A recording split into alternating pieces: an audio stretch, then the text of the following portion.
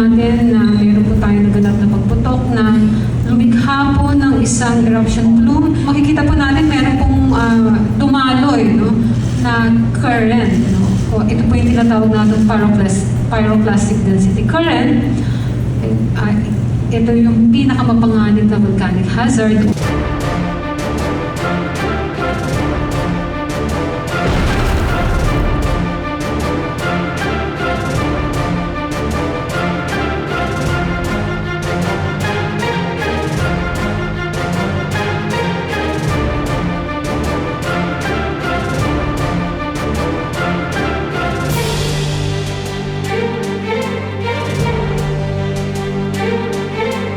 Batay po sa ating revised estimates, umabot po ito ng 4 na kilometro.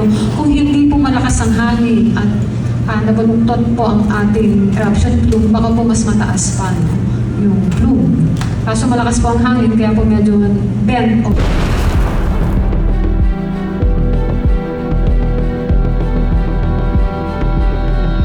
May mga bumagsak po na abo sa mga bayan ng Bago City, La Carlota City, lalo-lalo na po dito sa may Gintugdan, Araal, La Carlota City.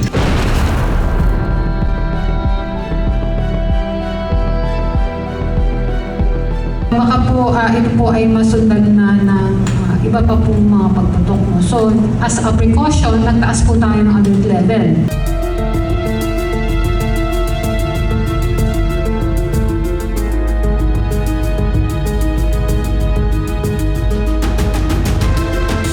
Minabuti na po natin na magrekomenda ng evacuation ng 6-kilometer radius mula po sa bunganga ng bulkan. Sana po ay ma-enforce po ito ang ating po mga local government units. Kanina po, bago po itong press conference, ay nag-meeting po, nagkaroon po ng emergency meeting. Sila po ay nabisuhan natin na magpa-evacuate at maghanda na rin po ang ating mga communities ng potential na pag-akyat sa alert level 4.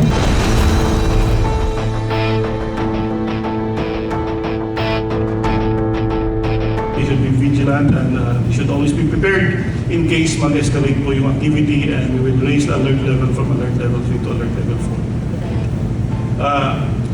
Sa atong mga kauban, nagapuyong around Canlaon Volcano, we are requesting them na they should always be ready kay basin anytime we will raise the alert level from alert level 3 to alert level 4. They have to be ready na mo-evacuate sila. We should always follow, musunod sila sa unsay istorya sa LGU o sa FIVOX.